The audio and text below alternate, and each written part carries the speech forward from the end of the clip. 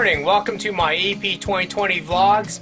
This morning I've been working on reloading my 300 Blackout for my Ruger American Ranch bolt action rifle.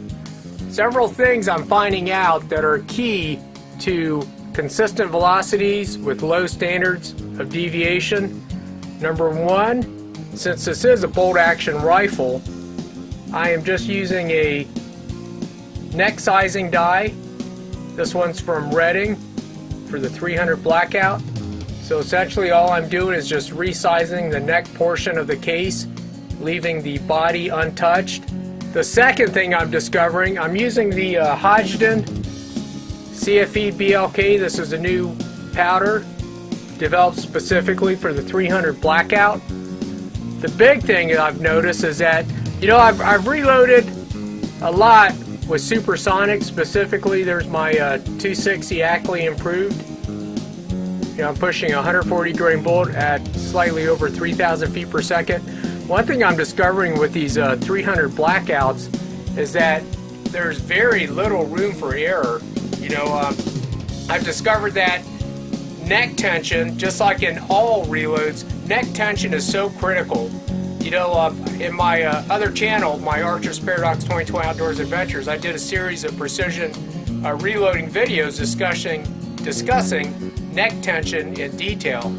So essentially, neck tension is just defined as how much tension is required to actually pull the bullet from the case neck.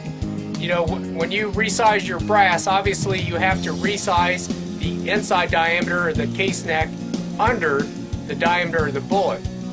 And I have found that just by looking at different pieces of brass that I've been reloading, that the inconsistent neck tensions is causing my variations in my velocity, which directly impacts the standard deviation.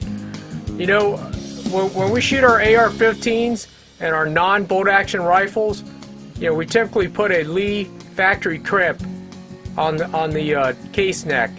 Well, I found out that putting a Lee factory crimp on these cartridges, I've cut my standard deviations almost in half, which is, something I wasn't expecting, but something I've discovered. The other thing I've discovered using the Hodgdon CFE BLK powder is that I am loading slightly over 100% powder fill, which is helping tremendously. I'm dropping 12.7 grains of Hodgdon CFE BLK, and my cartridge overall length is 2.300. That seems to be the magic load I've discovered so far. The journey to get to where I'm at now with the 300 Blackout has been a very long and arduous one.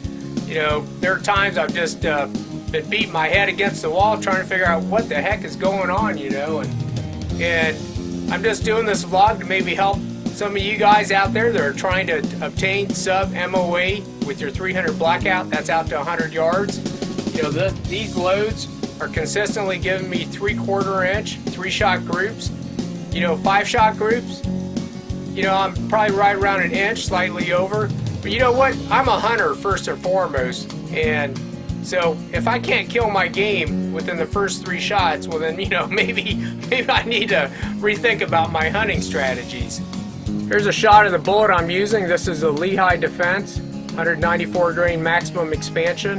The Lehigh 194 maximum expansion, this is an awesome bullet for subsonics. And I have been checking my loads for run out with my dial indicator. I'm getting run out at the case neck and also at the bullet of around plus or minus 1 thou, which is awesome. Right there in the back, I've got some virgin brass, Lehigh brass, that I will be loading. Essentially what I'll be doing, just fire forming that brass. And then these are my accuracy loads right there. There's a shot of my rifle. I've got the MDT LSS chassis on my Ruger American Ranch 300 Blackout. I just installed that Glades Armory aftermarket bolt knob and handle. Got the Sightmark 5-30 by 50 34mm first focal plane scope, Atlas bipod, and then my lead-foot suppressor. So stay tuned. Coming up next Monday and Tuesday is actually starting Saturday and Sunday is our Ohio muzzleloading deer gun season. looking forward to that. I'm actually going to be hunting Monday and Tuesday. You know, I've yet to bag a deer this year, this hunting season. This has been the latest, but I'm hopeful. I've got my old Thompson Center Hawken 45 caliber shooting the Lehigh Defense 40 cal 140 grain controlled fracturing. But anyways, we'll see what happens. Maybe I'll get my little boy some deer jerky. We'll see you later.